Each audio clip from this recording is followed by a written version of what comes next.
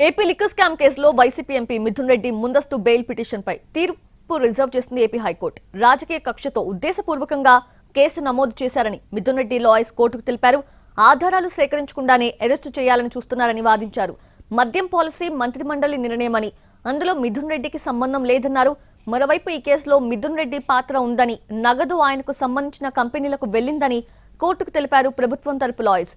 Liquor scam లో మిథున్ రెడ్డిది key role అని, ఆయనకు ముందస్తు బెయిల్ ఇవ్వొద్దని కోరారు.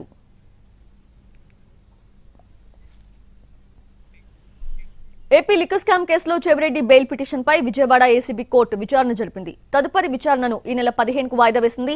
లిక్కర్ కేసులో A38 గా ఉన్నారు చెవిరెడ్డి.